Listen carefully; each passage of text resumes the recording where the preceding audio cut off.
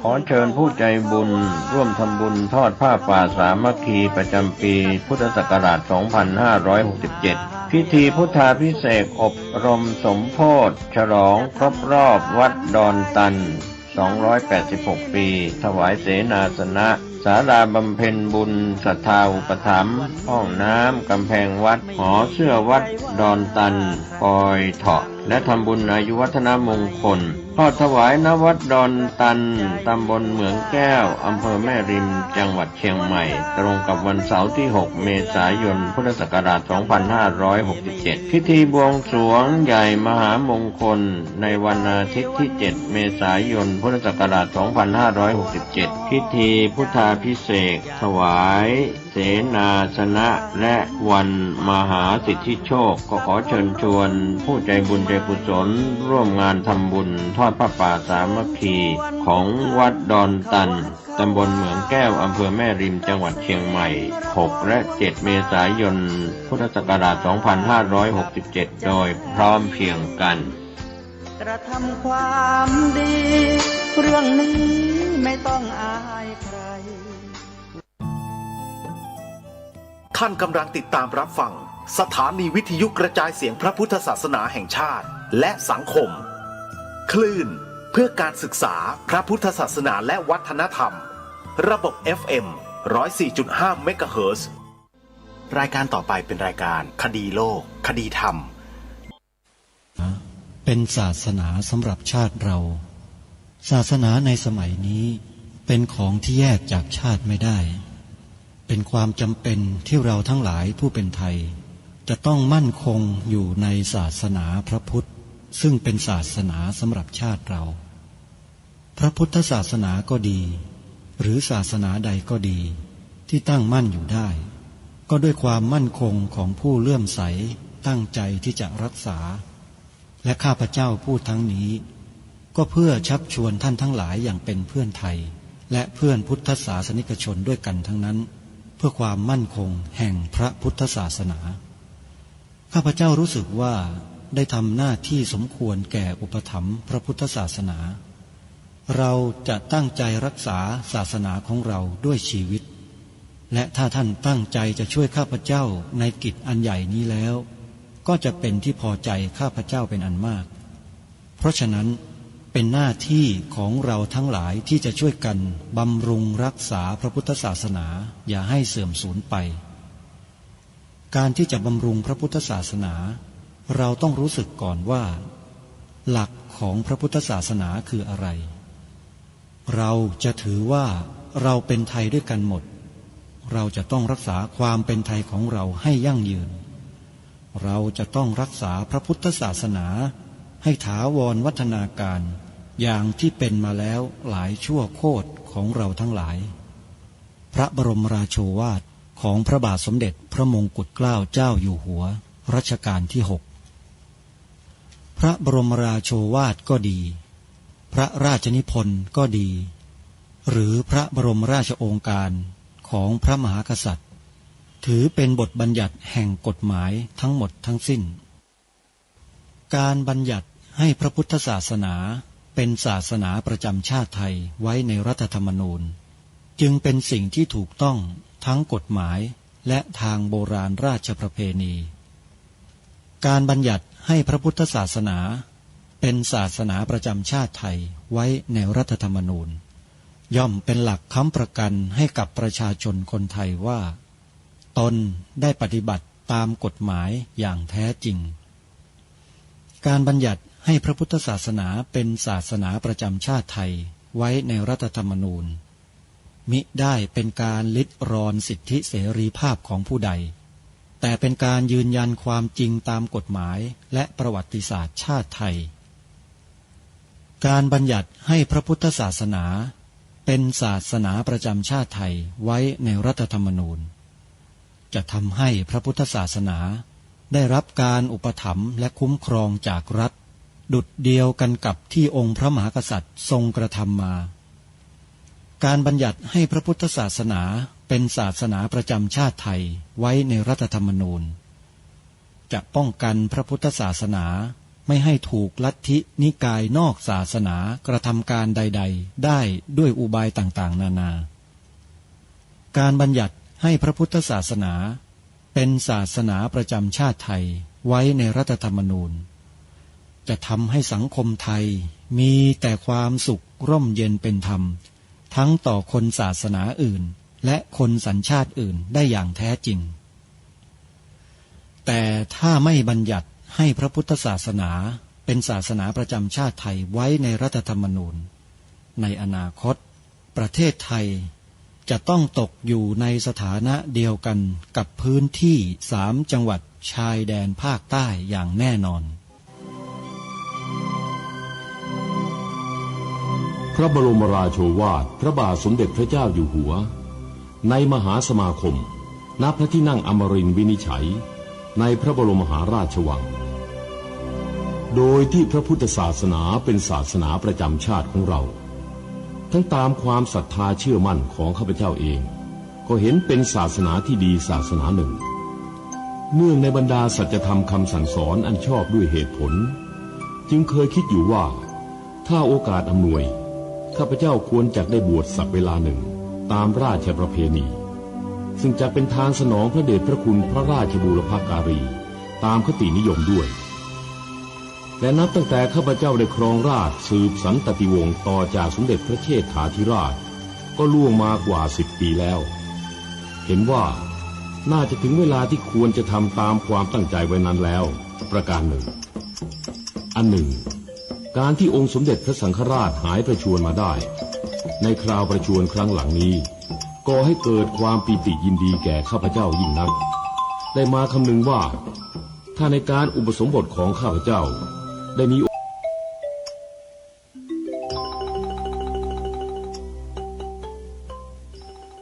ท่านผู้ฟังสามารถดาวน์โหลดแอปพลิเคชันวิทยุพุทธศาสนาทั่วไทยเพื่อติดตามรับฟังรายการนี้และรายการธรรมะสาระดีๆจากสถานีวิทยุพระพุทธศาสนาแห่งชาติคลื่นต่างๆซึ่งรวมอยู่ในแอปพลิเคชันนี้48 สถานีทั่วไทยท่านสามารถเปิดรับฟังได้ตลอด24 ชั่วโมงมีอีกกิจกรรมหนึ่งที่น่าสนใจนั่นก็คือโครงการน้ำหนึ่งใจเดียวเป็นพิธี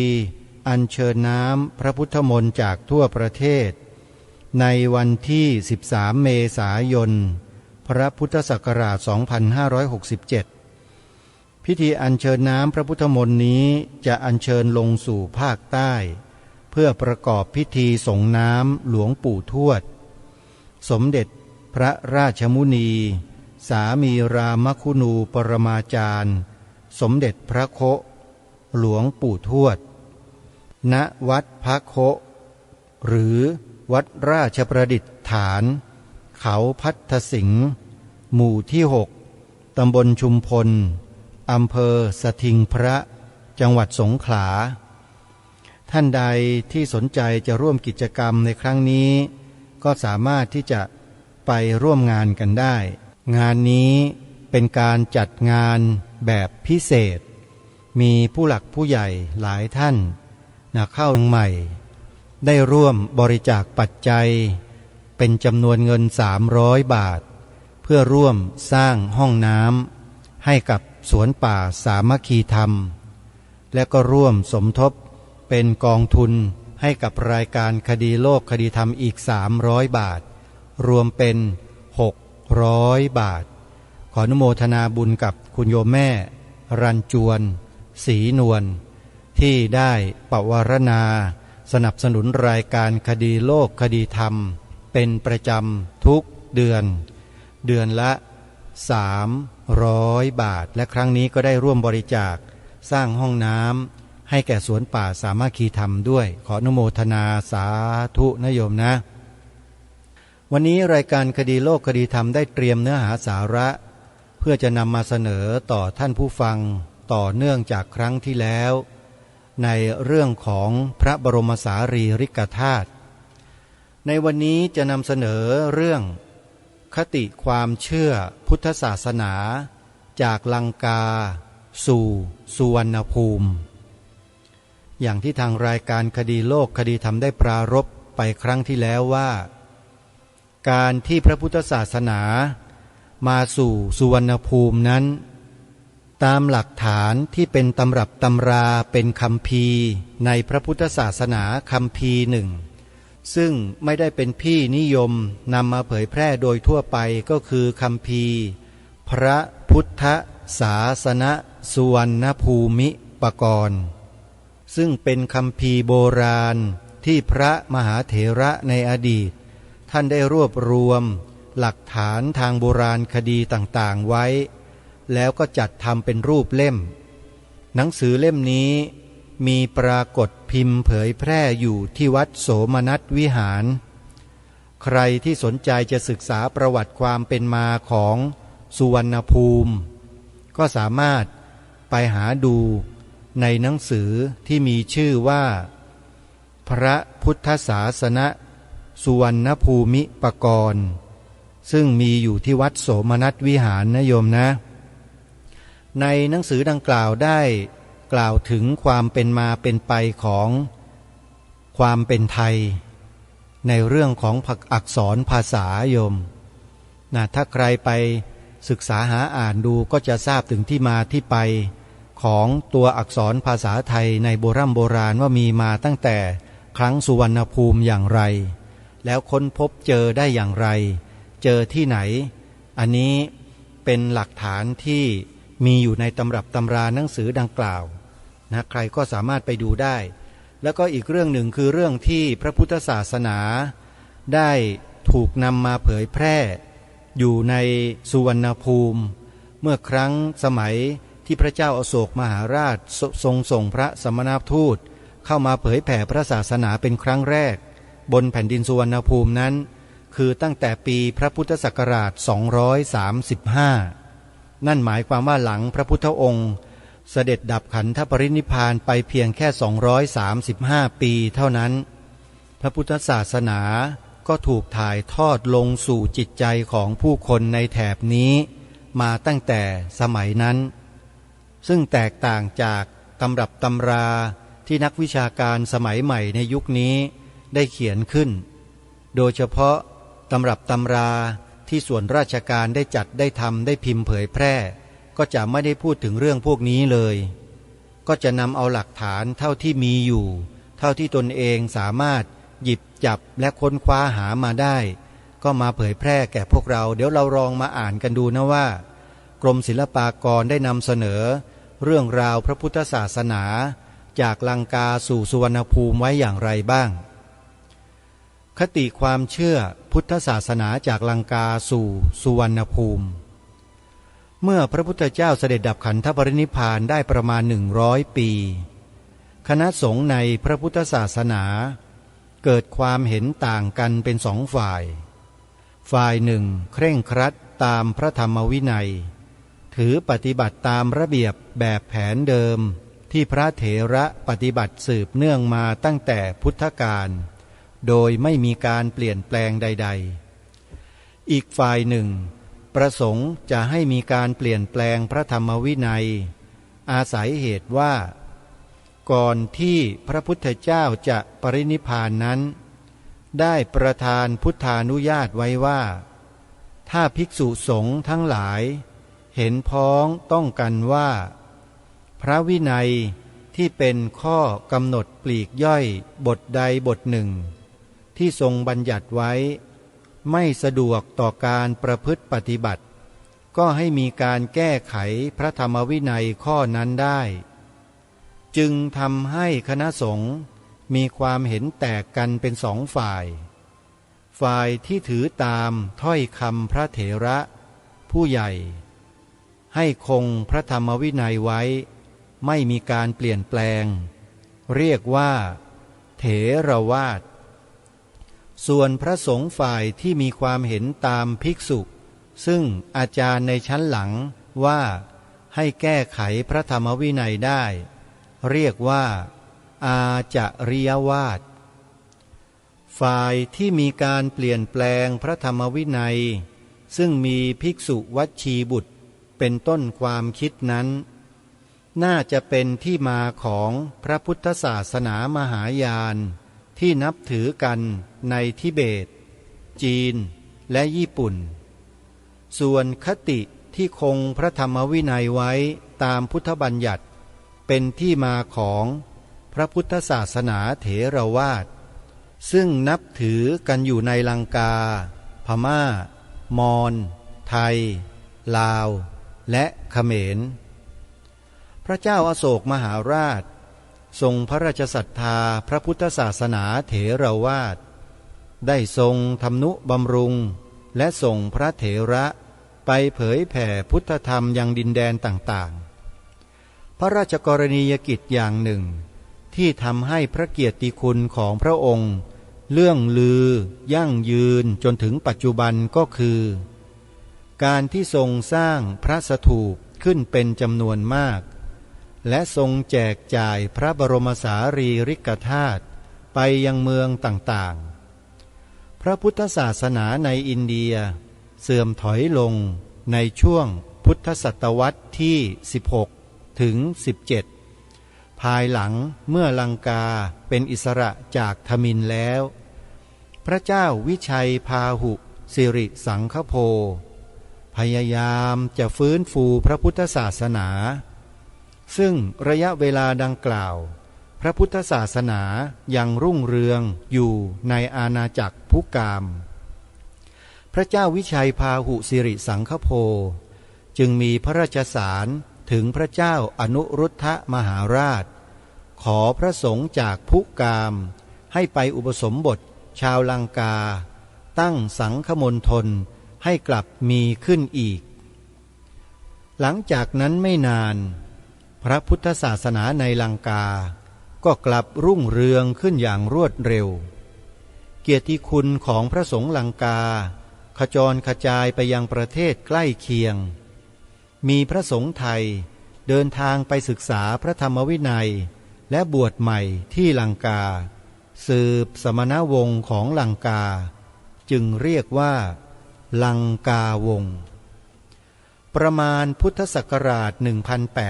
1,800 ภิกษุจากเมืองไทยพวกหนึ่งได้ไปบวชแปลงเป็นลังกาวงศ์แล้วกลับมาตั้งคณะ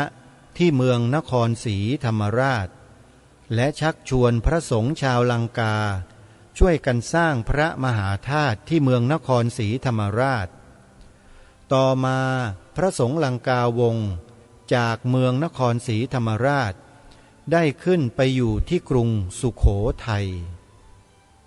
การที่มีคณะสงฆ์ลังกาวงศ์ขึ้นในสังฆมณฑลของประเทศไทยนั้นทำให้มีพระสงฆ์ต่างกันเป็นสองพวกได้แก่คณะสงฆ์เถรวาทดั้งเดิมกับคณะสงฆ์ที่บวชตามลัทธิลังกาวงศ์คณะสงฆ์ไทยทั้งสองพวกนี้ในชั้นแรกคงจะแยกกันอยู่กล่าวคือพวกดั้งเดิมคงอยู่ที่อารามในเมืองที่สร้างมาก่อนแล้วส่วนพวกลังกาวงศ์คงจะอยู่ในอารามที่เรียกว่าอรัญญิกหรือวัดป่า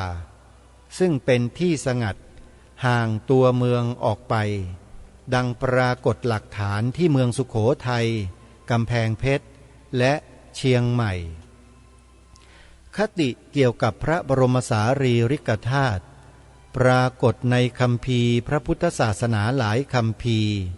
ซึ่งระบุว่าศาสนาของพระพุทธเจ้าองค์ปัจจุบันจะสูญสิ้นเมื่อมีอายุครบ 5,000 ปีและศาสนวัตถุที่จะคงอยู่ตั้งแต่พระพุทธเจ้าเสด็จดับขันธปรินิพพานไปจนถึงสูญสิ้นพระพุทธศาสนาก็คือพระบรมสารีริกธาตุและนี่ก็เป็นบทความในตอนที่หนึ่งหรือบทที่หนึ่งในหนังสือพระบรมสารีริกธาตุที่ทางกรมศิลปากรจัดพิมพ์ขึ้นเนื่องในปีมหามงคลครองสิริราชสมบัติครบ70 ปี ของพระบาทสมเด็จพระบรมชนกาธิเบศรมหาภูมิพลอดุลยเดชมหาราชบรมนาถบพิตรเมื่อปีพระพุทธศักราช 2559 สาธุชนผู้ฟังทุกท่านเรื่องของพระพุทธศาสนาในประเทศไทยของเรานั้นในตำรับตำราทางประวัติศาสตร์ที่ทางกรมศิลปากรได้รวบรวมและเรียบเรียงมาเป็นตัวอักษรหนังสือให้เราได้อ่านได้ศึกษาเรียนรู้กันนี้เป็นเพียงส่วนหนึ่งที่เจ้าหน้าที่ของกรมศิลปากรได้ค้นพบหลักฐานแล้วก็นำมาจารึกเป็นตัวลายลักษณ์อักษรให้เราได้อ่านได้ศึกษาเรียนรู้กันแต่ประวัติความเป็นมานอกตำราดังกล่าวนี้ยังมีอยู่อีกเยอะมากถ้าหากว่าเราได้ไปทำการศึกษาค้นคว้าอย่างจริงจังแล้วเราจะได้ความรู้ต่างๆมากมายยิ่งกว่านี้เยอะมากเลยเหมือนอย่างที่ได้กล่าวไปเมื่อสักครู่นี้ว่ามีหนังสืออยู่เล่มหนึ่งซึ่งถือว่าเป็นคัมภีร์ตั้งแต่โบราณที่มีการจารึกไว้และพระเถระผู้ใหญ่ในสมัยอดีตในยุคของพวกเรานี่แหละก็ได้ทำการรวบรวมเรียบเรียงตัวอักษรเป็นรูปเล่มจนกลายมาเป็นหนังสือที่มีชื่อว่าพระพุทธศาสนสุวรรณภูมิปกรณ์โดยมีผู้ที่ทำการจัดพิมพ์เผยแพร่อยู่ที่วัดโสมนัสวิหารใครสนใจลองไปสอบถามที่วัดโสมนัสดูได้นะโยมนะหนังสือเล่มนี้เป็นหนังสือที่หายากมากๆอาตมาภาพโชคดีมีเก็บไว้1 เล่มเป็นหลักฐานเพื่อไว้ศึกษาเรียนรู้เรื่องราวนอกตำราซึ่งยังมีอยู่อีกมากทีเดียวที่เราสามารถจะค้นคว้าหาได้จากตำรับตำราเล่มดังกล่าวใครสนใจก็ไปสืบหากันได้ทีนี้มาดูในบทที่2ของหนังสือพระบรมสารีริกธาตุซึ่งจะได้นำมาเสนอต่อท่านผู้ฟังต่อไปในบทที่2นี้หนังสือนี้ได้บอกไว้ถึงหัวข้อที่ว่าพระบรมสารีริกธาตุสู่สุวรรณภูมิและสยามประเทศพระบรมสารีริกธาตุหลังจากพระพุทธเจ้าเสด็จดับขันธปรินิพพานแล้ว270 ปีหรือปีพระพุทธศักราช270พระเจ้าอโศกมหาราชแห่งราชวงศ์โมริยะได้เสวยราชสมบัติทรงมีความศรัทธาในพระพุทธศาสนาเถรวาทอย่างแน่นแฟ้นทรงผนวดเป็นภิกษุและตั้งพระทัยที่จะทำนุบำรุงพระพุทธศาสนาให้เจริญรุ่งเรืองทรงสร้างพุทธเจดีย์สถานทั้งโปรดให้สังคายนาพระธรรมวินัยและเผยแผ่พระพุทธศาสนาไปยังนาประเทศการสร้างพระพุทธเจดียสถานนั้นทรงให้รวบรวมพระบรมสารีริกธาตุแล้วทรงแบ่งใหม่เป็นส่วนละน้อยแล้วให้สร้างพระสถูปบรรจุไว้มากมายในพระราชอาณาเขตนอกจากนี้ยังประทานไปยังประเทศต่างๆที่อยู่ไกลออกไปเมื่อปีพระพุทธศักราช300ทรงอาราธนาให้พระสงฆ์จาริกไปเผยแผ่พระพุทธศาสนายังนาประเทศเช่นให้พระมหินทเถระซึ่งเป็นพระราชโอรสไปยังลังกาทวีปให้พระโสนเถระกับพระอุตรเถระเดินทางมายังสุวรรณภูมิซึ่งนักประวัติศาสตร์เชื่อว่าคือดินแดนเอเชียตะวันออกเฉียงใต้มีศูนย์กลางอยู่ที่นครปฐมเนื่องจากมีโบราณวัตถุหลายอย่างปรากฏอยู่บริเวณพระปฐมเจดีย์เช่นธรรมจักรศิลาแบบที่นิยมสร้างในอินเดียสมัยก่อน ที่จะมีพระพุทธรูปจารึกภาษามคธซึ่งพระเจ้าอโศกมหาราชทรงใช้เป็นภาษาในการประกาศพระพุทธศาสนาพระเจ้าอโศกมหาราชมีพระราชประสงค์ให้สร้างสถูปบรรจุพระบรมสารีริกธาตุขึ้นทั้งภายในและภายนอกพระราชอาณาเขตตามตำนานกล่าวว่าทรงให้สร้างพระสถูปขึ้นเป็นจำนวนมากถึง 84,000 องค์ดังนั้นเมื่อทรงอาราธนาให้พระสงฆ์เดินทางไปเผยแผ่พระพุทธศาสนายังดินแดนนอกพระราชอาณาเขตจึงน่าที่จะทรงมอบพระบรมสารีริกธาตุให้พระสงฆ์เหล่านั้นนำไปประดิษฐานยังดินแดนต่างๆด้วยพระบรมสารีริกธาตุจึงน่าจะเข้ามาสู่ดินแดนสุวรรณภูมิตั้งแต่ครั้งนั้นหลักฐานพระสถูปที่มีอายุเก่าแก่ร่วมสมัยกับระยะเวลาดังกล่าวคือเจดีย์พระประถมองค์เดิมก่อนที่พระบาทสมเด็จพระจอมเกล้าเจ้าอยู่หัวจะสร้างพระปฐมเจดีย์ครอบลงดังที่เห็นในปัจจุบันพระสถูปเดิมก่อนที่จะมีการสร้างพระเจดีย์ใหญ่ครอบในสมัยรัชกาลที่ 4นั้นเป็นของโบราณเรียกกันว่าพระประถม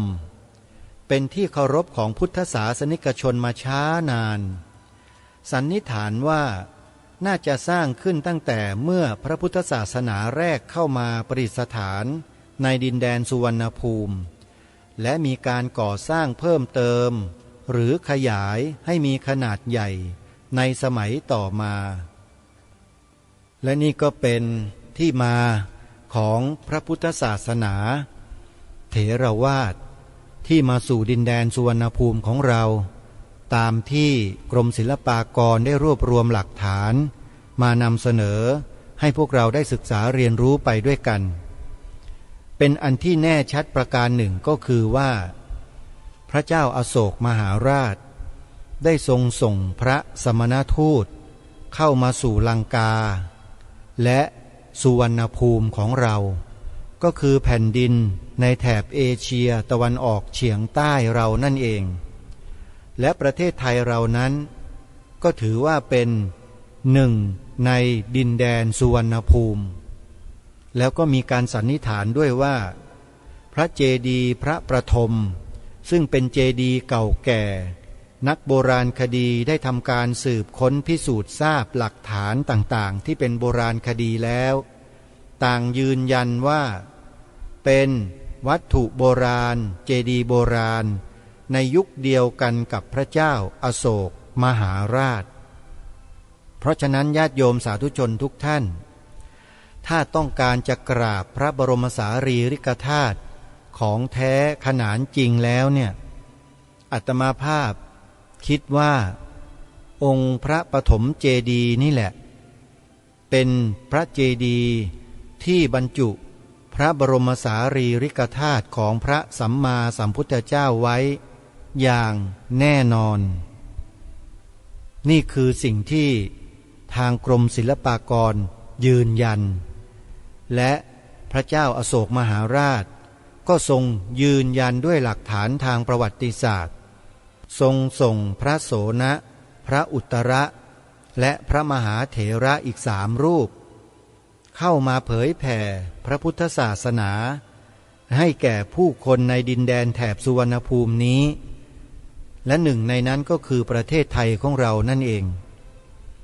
สิ่งที่เป็นเครื่องยืนยันว่าพระพุทธศาสนาได้อุบัติขึ้นมาตั้งแต่ครั้งสุวรรณภูมิก็คือว่า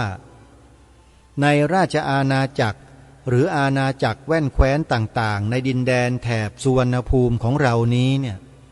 โดยเฉพาะในส่วนของประเทศไทยของเราเนี่ยไม่เคยมีปรากฏเลยว่าเจ้าฟ้ามหากษัตริย์ผู้ปกครองแผ่นดินผู้ครองนครแว่นแคว้นต่างๆในแถบนี้จะเปลี่ยนไปนับถือหรือนับถือศาสนาอื่นไม่มีเลยญาติโยมข้อนี้เป็นข้อที่มีความสำคัญมากเพราะเป็นความเชื่อมโยงประวัติศาสตร์ มาจนสู่ยุคปัจจุบันของเรา ความเป็นเอกภาพความเป็นหนึ่งเดียวความเป็นเอกราชทางความคิดโดยไม่ขึ้นอยู่กับใครลัทธิใดหรือว่าความเชื่อใดนั้นประเทศเราหรือแผ่นดินไทยของเราเนี่ยบรรพชนบรรพบุรุษเราพารักษาสืบสารต่อยอดสิ่งนี้มาจนถึงเราทุกวันนี้ถือว่าเป็นสิ่งที่มีคุณค่าแล้วหาได้ยากยิ่งนั่นก็คือหลักธรรมคำสอนของพระสัมมาสัมพุทธเจ้าหรือที่เราเรียกรวมๆว่าพระพุทธศาสนานั่นเองแล้วอย่างนี้พวกเราคนไทยจะไม่ภูมิใจในสิ่งที่บรรพบุรุษได้สืบสารรักษาต่อยอดมรดกอันล้ำค่านี้ส่งต่อกันมาจนถึงพวกเราได้อย่างไรใช่ไหมแน่นอนอาตมาภาพในฐานะผู้ที่ศึกษาประวัติศาสตร์ศึกษาความเป็นมาของพระพุทธศาสนามาตลอดย่อมมีความภาคภูมิใจในสิ่งที่ตนเองรู้สิ่งที่ตนเองเข้าใจและที่สำคัญคือสิ่งที่ตนเองสัมผัสได้ในเชิงประจักษ์ไม่ใช่ล่องลอยอ้างใครก็ไม่รู้แต่ไม่เคยสัมผัสความจริงในข้อที่เป็นหลักธรรมคำสอนนั้นแม้แต่นิดเดียวเลยเชื่อตะพึดตะพืออย่างเดียวแล้วก็ทำตามคำสั่งอย่างเดียวอย่างนี้เขาไม่เรียกว่าศาสนาเขาเรียกว่าลัทธิความเชื่อไม่รู้แหละลัทธิไหนมีการบังคับศาสนิกว่าต้องอย่างนั้นต้องอย่างนี้ต้องอย่างโน้นอย่างนั้นอย่างนี้ไม่เรียกว่าศาสนาแต่ถ้าศาสนาไหนมีหลักคำสอนที่ตั้งเอาไว้เป็นเบื้องต้นแล้วให้ผู้คนที่จะนับถือหรือไม่นับถือก็ตามนำไปปฏิบัติตามหลักนี้แล้วก็สามารถพบคำตอบในเชิงประจักษ์ได้ด้วยตนเองแล้วเกิดความเชื่อความศรัทธาขึ้นมาได้ด้วยตนเองโดยปราศจากการบังคับนั่นแหละเขาเรียกว่าศาสนาที่แท้จริงและสิ่งที่ทางรายการย้ำมาโดยตลอดว่าสิ่งนั้นก็คือพระพุทธศาสนาของเรานั่นเองจึงมารณรงค์ให้พวกเราสืบสารรักษาต่อยอดกันไงใช้วาจาของเราที่เป็นวจีกรรมเนี่ยให้เป็นประโยชน์สิกล่าวความจริงรักษาความถูกต้องของบ้านเมืองไว้อย่าให้ใครมาคิดทำลายพวกคนคิดทำลายเขาก็ใช้วาจาใช้ตัวหนังสือใช้อักษรนี่แหละมาทำลายความจริงความถูกต้องข้อนี้ของเราเหมือนกันเขาพยายามจะล้างจะทำลายสิ่งนี้พวกเราเองไม่ทราบแต่อาตมาภาพทราบและรู้ดีในเชิงประจักษ์มีหลักฐานด้วยญาติโยมสาธุชนทุกท่านขอให้ช่วยกันเถอะอย่างน้อยวาจาเรานี่แหละจะช่วยสามารถรักษาสืบสารต่อยอดสิ่งที่บรรพชนบรรพบุรุษเราได้สละชีวิตเลือดเนื้อสืบสารรักษาต่อยอดมาให้แก่พวกเราด้วยชีวิตนั่นก็คือพระพุทธศาสนาของเรานั่นเองใช้วาจารักษากันต่อด้วยการเปล่งวาจาและกล่าวประโยคที่ว่าพระพุทธศาสนาเป็นศาสนาประจำชาติไทยของเรา 2. สีขาวในธงชาติไทยหมายถึงพระพุทธศาสนาเท่านั้นอย่าให้ลัทธิความเชื่ออื่นใดมาครอบงำเลยมันจะเสียหายเสียสีเสียเกียรติเสียศักดิ์ศรีเปล่าๆเพราะลัทธิเหล่านั้นมันตรงกันข้ามกับพระพุทธศาสนาของเราโดยประการทั้งปวงนี่คือสิ่งที่น่าเป็นห่วงในอนาคตที่ลูกหลานไทยเราจะถูกล้างสมองด้วยแนวความคิดที่ผิดเหล่านั้นน่ากลัวมากญาติโยมถ้าเราไม่ช่วยกันใช้วาจาให้เป็นประโยชน์สิ่งเหล่านี้จะหมดจริงๆไม่มีเหลือจริงๆฮะเพราะมันไม่ได้รับการส่งต่อไงมันเงียบกันหมดเลยอ่ะเงียบก็หมดสิฮะนี่คือหลักง่ายๆให้ทุกท่านช่วยกันคิด ฝากไว้ท้ายรายการวันนี้ท่านผู้ฟังและเดี๋ยววันพรุ่งนี้เรามาศึกษาเรียนรู้พระบรมสารีริกธาตุในตำรับตำราหนังสือหนังหาที่ทางการได้จัดพิมพ์ขึ้นเผยแพร่นี้กันต่อวันนี้เวลาของรายการหมดท่านผู้ฟังต้องขอสมมติยุติว่าจะเพียงเท่านี้พบกับรายการได้ใหม่ในวันต่อไป